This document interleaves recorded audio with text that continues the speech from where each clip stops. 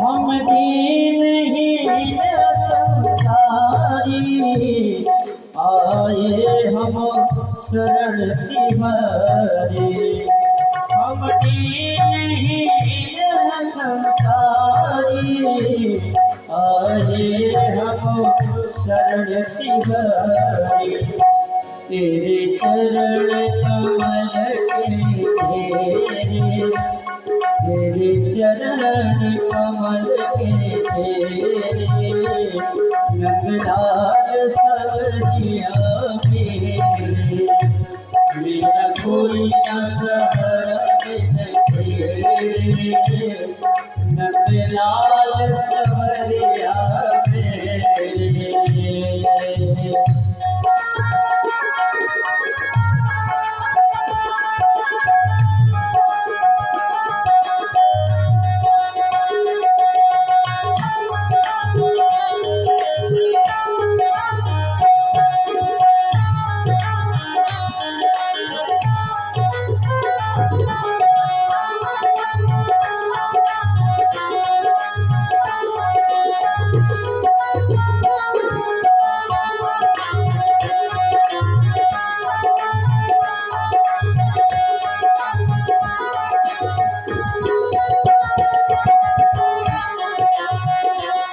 तुम लाखों पापी तारे, नहीं कोई गुण दोष बिचारे। तुम लाखों पापी तारे, नहीं कोई गुण दोष बिचारे। बड़ा बेखुदार कर तेरे, खुदार पर तेरे, नंगलाल सवरिया मेरे, मेरा कोई न सहारा बिन तेरे, नंगलाल सवरिया मेरे, नंगलाल सवरिया मेरे, गोपाल सवरिया मेरे, मेरा कोई न सहारा बिन तेरे, नंगलाल सवरिया मेरे, मेरा कोई न सहारा बिन तेरे, नंगलाल सवरिया मेरे, मेरा कोई न सहारा बिन तेरे, नंगलाल सवरिया मेरे, नंगलाल सवरिया मेरे, नंगलाल सवरिया मेरे।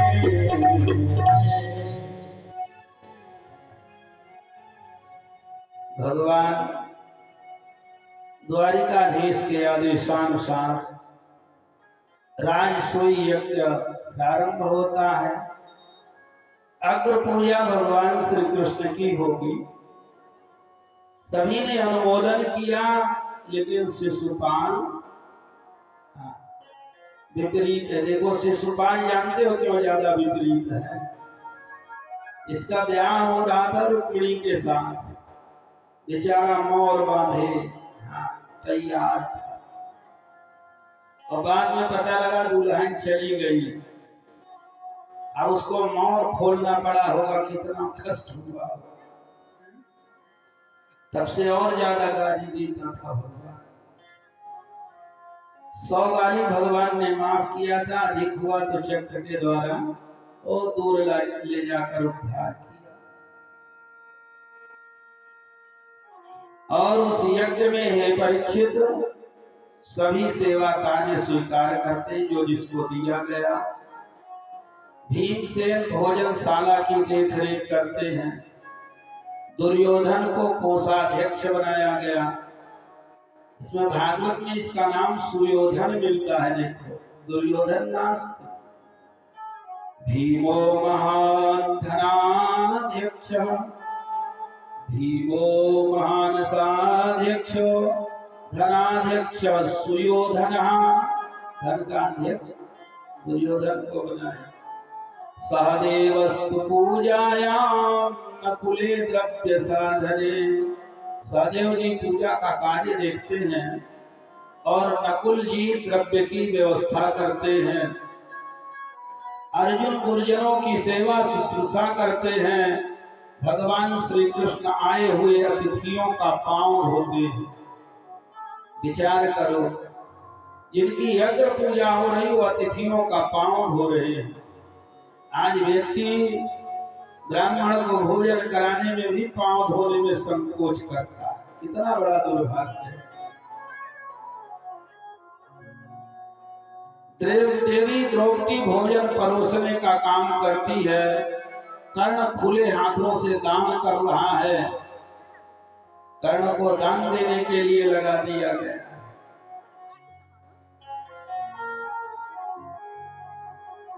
दुर्योधन का मान भंग होगा। देखो, ऐसा कहीं नहीं लिखा है हमारे भागवत में कि द्रौपदी ने ये कहा हो कि अंधे के अंधा होता है। वो इतना लुटाना चाह रहा है फिर भी उतना बढ़ जाता है, इसलिए वो अपमानित हुआ। और यहीं से महाभारत का उपक्रम है। पहले रिश्तेदारों को भी निमंत्रण देते थे युद्ध के लिए, याद रखना। आज नहीं देते, और ना तो ऐसा कोई बहुत बड़ा युद्ध हो रहा है। अगर दे भी तो कोई नहीं आएगा। कार्ड देते हैं ना, उसमें वो पूछते हैं देखो इसमें ब्राह्मण भोजन कब लिखा है, वही वाला डेट बता। कोई लड़ाई झगड़ा करने जाएगा क्या? लेकिन भगवान ने निमंत्रण स्वीकार किया। एक और अपनी नारायणी सेना, एक और स्वयं, वो भी निहत्थे नीति बतलाने का कार्य।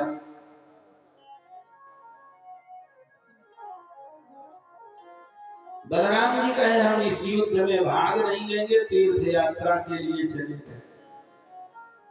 और जब तीर्थ यात्रा के लिए गए तो सबसे पहले ये कहां पहुंचे? नैमिषारण्य तीर्थ में। और इनके हाथ से सूत जी का वध हो जाता है। सभी ने अभिवादन किया बलराम का, लेकिन सूत जी नहीं उठे। इनको लगा मेरा अपमान कर रहा है, इसलिए हाल से खींचा और मूसर से तोड़ दिया। ऋषियों ने कहा महाराज अब हमको कथा कौन सुनाएगा? तब बोले जो इनके पुत्र है ना, हाँ, आत्मा वही पुत्र उत्पन्न नहीं वेदानुशासनम। पिता की आत्मा ही पुत्र रूप में उत्पन्न होती है, ऐसा वेद का कथन है। अनुशासनम कथनम आदेशम। ऋषियों ने सोचा बहुत अच्छा यजमान आ गया, एक आध काम और करवा लूं। ऋषियों ने कहा महाराज एक इलवल नाम का दानव है, उसके पुत्र का नाम है बलबल। इलवलस्य सुतो घोरो बलबलो नाम दानव। जब हम लोगों का कथा सत्र चलता रहता है ना, तो यहाँ करके आकाश से हड्डी रुधिर मांस पीप की वर्षा करता है। हम लोग कथा नहीं सुन पाते हैं। सदुष्यति नहा सप्तमेत्यो पर्वणि पर्वणि। एकादशी पूर्णिमा इन तिथियों में विशेष रूप से आता था। बलराम जी रुक गए और वो जैसे आया ना, तो बलराम जी ने बलबल नाम के दैत्य का भी काम मुसलेनो हनात क्रुद्धो मूर्धम ब्रह्मद्रोह बलराम, हल से खींच कर उसके सिर पर ही मूसर मारा। क्या फट गया, रक्त वमन करता हुआ। सोचे जी न जाए इकट्ठा करके टूट जाए। हाँ, फिर ऋषियों को परेशान न कर। ऋषियों ने प्रसन्न होकर वैजयंती की माला दिया। बोला अब आप इसे धारण किए रहोगे तो कोई अपराध नहीं होगा। देखो ये घर की कला छोड़कर तीर्थ गए थे, तो तीर्थों में कला हो गई। तीर्थ आप तब करो जब घर की कलह शांत हो। और सबसे बड़े तीर्थ तो माता पिता हैं, इनसे बड़ा तीर्थ कोई है? आप सब लोग कहानी जानते हो कि गणेश जी का और कार्तिकेय का ये था कि जो पहले परिक्रमा करके आएगा तो रिद्धि सिद्धि के साथ विवाह कर दिया। तो कार्तिकेय जी तो क्या मयूर में आरूढ़ होकर पृथ्वी की परिक्रमा के लिए गए, और गणपति जी ने क्या किया, माता पिता की परिक्रमा कर लिया और रिद्धि सिद्धि के साथ विवाह कर दिया। जब कार्तिकेय जी वापस आए ना, तब तक गणेश जी के 2 पुत्र हो चुके थे, शुभ और लाभ। वैसे क्षेम और लाभ भी नाम आया है। जब कार्तिकेय जी लौट के आए तो शुभ लाभ ने पूछा, ये कौन है? बोले, ये तुम्हारे बड़े पापा, ये तुमको टॉफी खिलाया था। अब देखो, परिक्रमा करके आए, तब से यहाँ टॉफी खाने लायक बच्चे पैदा हो गए। तो माता पिता की सेवा करो, इससे बड़ा पुण्य कुछ नहीं है बंधुओं। और उनकी सेवा ना करो, चाहे भागवत सुनो चाहे टीका, जाओगे नरक, इसको कोई रोक नहीं सकता। इसलिए माता पिता की सेवा यत्न पूर्वक करना चाहिए। अब बलराम जी जो तीर्थ यात्रा करते हैं ना, आपको हम उन्हीं तीर्थों में यात्रा करा रहे हैं। इसके लिए आपको कोई 1 पैसे का टिकट नहीं लगेगा। बस आप मन से मेरे साथ उन तीर्थों में चलो, तो तीर्थ यात्रा का पूरा फल मिलेगा।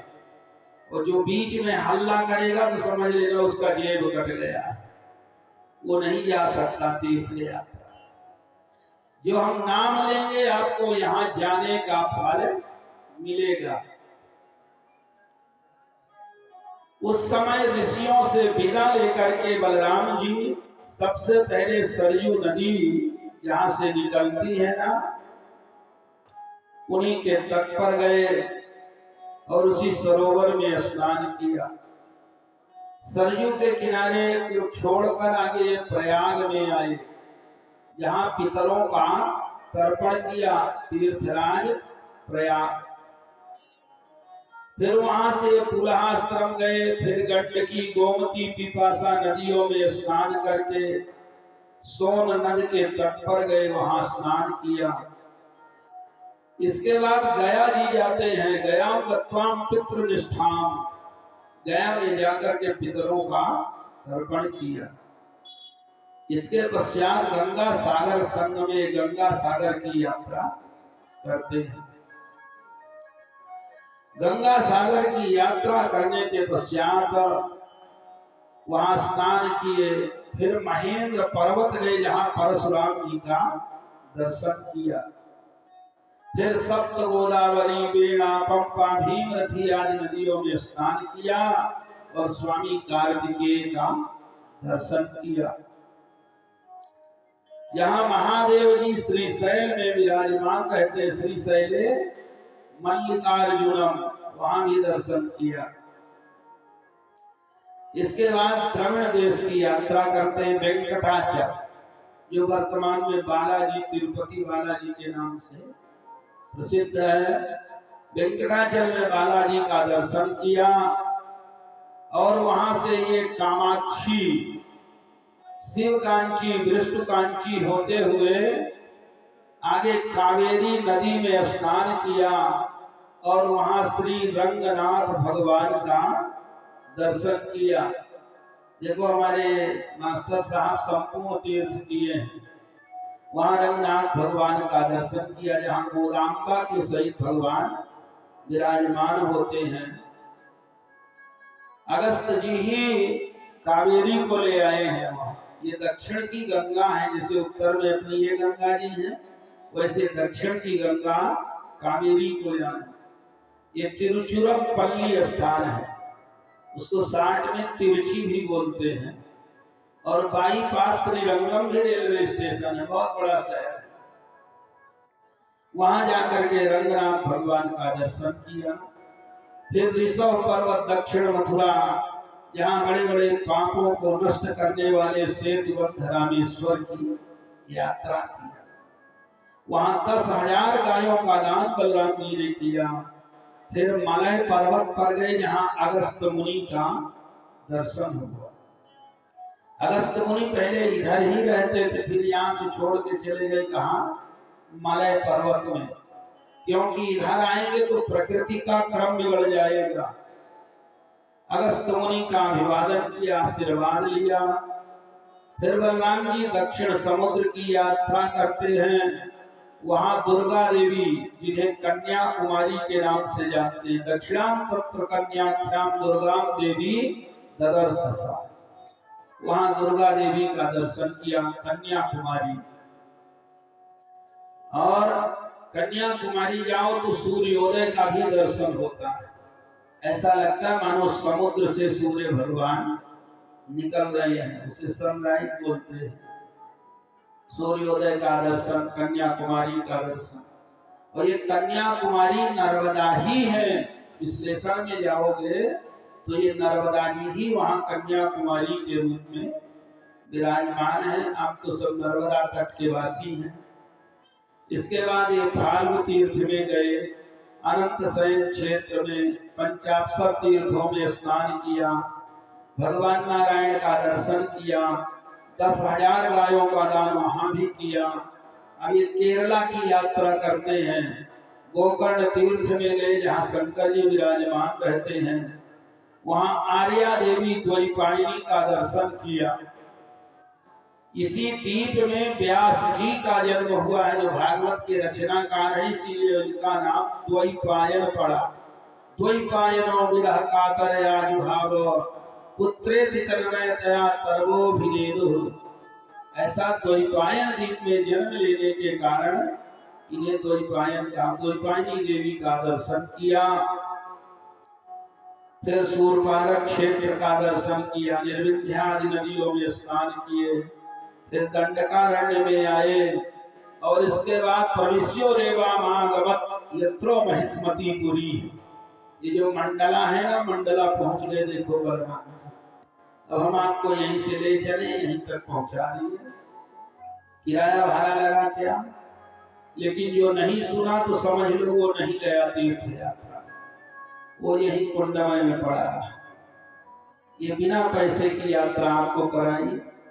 यहाँ नर्मदा में स्नान करके कुरुक्षेत्र चले गए हरियाणा, जहाँ दुर्योधन और भीम का गदा युद्ध चल रहा था। बलराम ने कहा कि रोक दो, ये मेरे दोनों शिष्य हैं, किसी को ज्यादा कम नहीं सिखाया। लेकिन तब से भगवान कृष्ण ताल ठोक के बता देते, जंघा तोड़ने की प्रतिज्ञा किया था। और भीमसेन ने धर दिया जंघा में, गदा हो गया काम से। दाऊ भैया बोले इसने गलत काम किया, इसे हम मार दिए। भगवान ने पकड़ा, बोले ना दाऊ, आपको भीमसेन को मारने की आवश्यकता नहीं है, वो अपना मस्तक काट के अपने चरण, आपके चरणों में रख देगा। बस आप एक बात बता दो कि मारोगे क्यों। बोले अधर्म युक्त कार्य किया है। बोले आप धर्म अधर्म की बहुत अच्छी व्याख्या कर लेते हैं दाऊ भैया। ये बताओ, पांडवों को जहर देना कौन सा धर्म था? लाक्षागृह में जलवाना कौन सा धर्म था?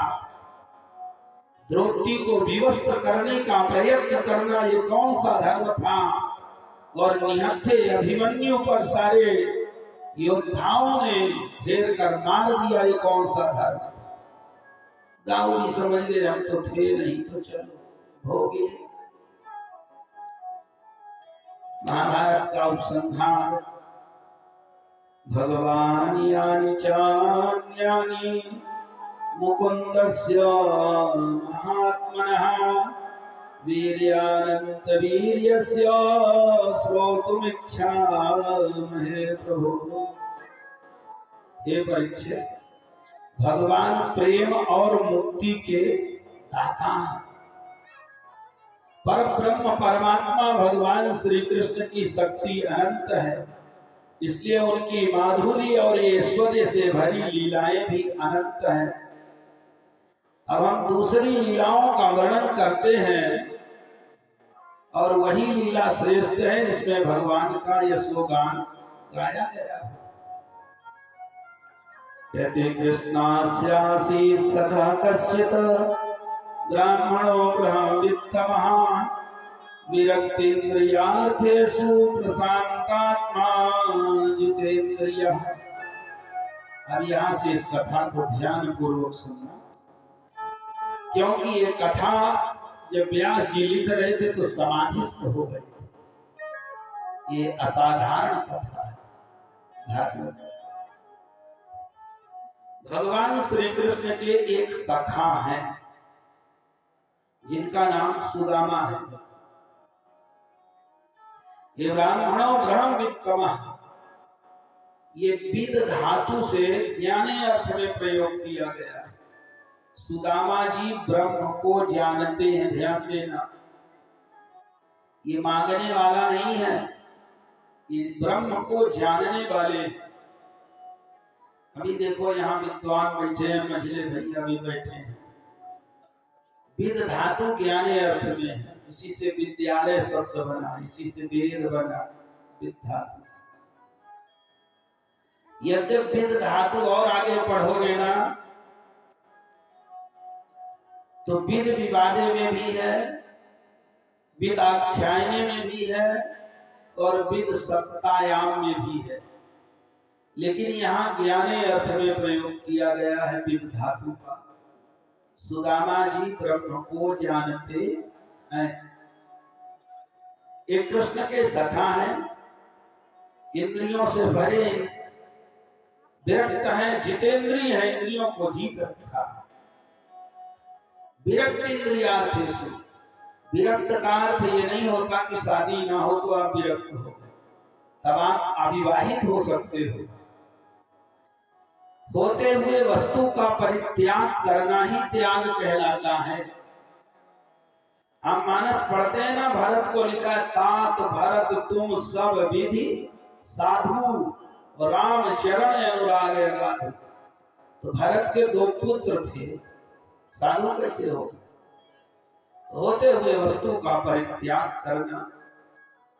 ये इस समय वर्तमान में गृहस्थाश्रमी है सुदामा जी। इनकी पत्नी है, घर में खाने पीने को नहीं है, गरीबी है। गरीबी बड़ी प्रबल होती है। संसार में सबसे बड़ा कष्ट है वासुदेव जरा कष्टम। बुढ़ापा सबसे कष्टकारक होता है याद रखना। लेकिन उस बुढ़ापे से भी बड़ा कष्ट है कष्टम निर्धन जीवनम, गरीबी। बुढ़ापा भी हो, गरीबी भी हो तो कोई रक्षा नहीं करता। इससे बड़ा कष्ट है पुत्र शोक महाकष्टम। किसी का जवान बेटा चला जाए, उससे पूछो कितना कष्ट। लेकिन इन सबसे बड़े कष्ट का नाम है कष्टात कष्ट करी छूटा। भूख से बड़ा दुनिया में कोई कष्ट नहीं है। आज सुदामा जी के घर में खाने को नहीं है, वो भूखी है, भूख के मारे कांपती हुई अपने पति देव के पास जाए। वर्तमान में कथा आती है, ध्यान से सुनना। सुदामा जी कभी नहीं बताए थे कि भगवान द्वारिकाधीश मेरे मित्र हैं अपने पत्नी से। एक बार भगवान स्वयं भिक्षु के वेश में आते हैं और सुशीला से कहा बहुत भिक्षा देही, मुझे भिक्षा। सुशीला ने कहा बाबा इस समय हम अशौच हैं, अशौच अवस्था में आपको कैसे भिक्षा दे सकती है? क्या होगा? अशौच 2 प्रकार का होता है, एक कोई चला जाए तो, एक कोई आ जाए। सुशीला ने कहा कि मेरे यहाँ एक दरिद्रता ने जन्म ले लिया है, इसलिए देना लेना बंद है। ये नहीं कह सकी कि मेरे घर में कुछ नहीं है, अशौच। भगवान ने कहा ये तो सुदामा जी की कुटिया है ना। बोली हाँ आप मेरे पति को जानते हैं? क्यों नहीं? अरे वो साक्षात श्री हरि के मित्र हैं, वो द्वारिकाधीश। कि सुदामा जी मित्र